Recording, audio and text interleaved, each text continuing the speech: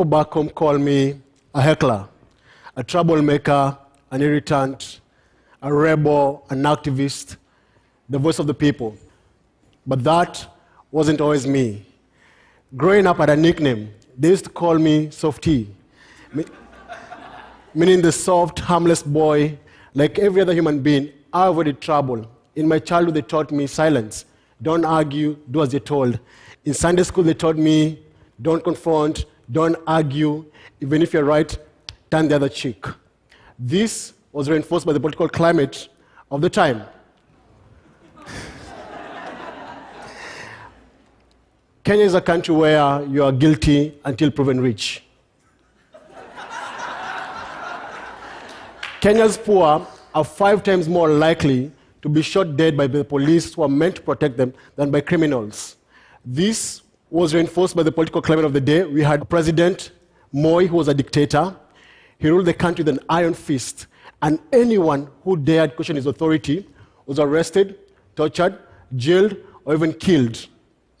That meant that people were told to be smart cowards, stay out of trouble.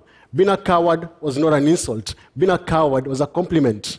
We used to be told that a coward goes home to his mother. Well, that meant that if you stay out of trouble, you're going to stay alive.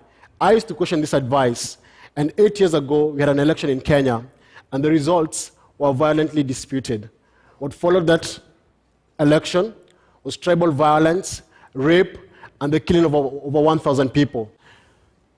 My work was to document the violence. As a photographer, I took thousands of images. And after 2 months, the two politicians came together, had a cup of tea, signed a peace agreement, and the country moved on. I was a very disturbed man because I saw the violence firsthand. I saw the killings. I saw the displacement. I met women who had been raped, and it disturbed me. But the country never spoke about it. We pretended. We all became smart cowards. We decided to stay out of trouble and not talk about it. 10 months later, I quit my job. I said I could not stand it anymore. After quitting my job, I decided to organize my friends to speak about the violence in the country, to speak about the state of the nation. And 1st June 2009 was the day that we were meant to go to the stadium and try and get the president's attention. It's a national holiday. It's broadcast across the country. And I showed up at the stadium. My friends did not show up. I found myself alone, and I didn't know what to do. I was scared, but I knew very well that that particular day I had to make a decision. Was I going to live as a coward like everyone else, or was I going to make a stand? And when the president stood up to speak, I found myself on my feet, shouting at the president, telling him to remember the post-election violence victims, to stop the corruption. And suddenly, out of nowhere, the police pounced on me like hungry lions. They held my mouth and dragged me to the stadium, where they thoroughly beat me up and locked me up in jail. I spent that night in a cold cement floor in the jail, and that got me thinking. What was making me feel this way? My friends and family thought I was crazy because of what I did. And the images that I took were disturbing my life. The images that I took was just a number to many Kenyans. Most Kenyans did not see the violence. It was a story to them. And so I decided to actually start a street exhibition to show the images of the violence across the country and get people talking about it. We traveled the country and showed the images, and this was the journey that started me to the activist path, where I decided to become silent no more, to talk about those things. We traveled, and a journey that started from a street exhibit became started doing political graffiti about the situation in the country, talking about corruption, the bad leadership. We have even done symbolic burials.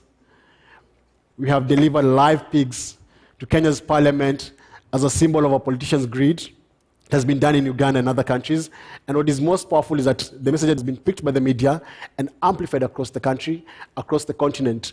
Where I used to stand up alone 7 years ago, now I belong to a community of many people who stand up with me. I am no longer alone when I stand up to speak about these things. I belong to a group of young people who are passionate about the country, who want to bring about change, and they're no longer afraid, and they're no longer smart cowards. So that was my story. That day in the stadium, I stood up as a smart coward. But that one action, I said goodbye to 24 years living as a coward. There are two most powerful days in your life. The day you're born and the day you discover why. That day standing up in that stadium, shouting at the president, I discovered why I was truly born. That I will no longer be silent in the face of injustice. Do you know why you were born? Thank you.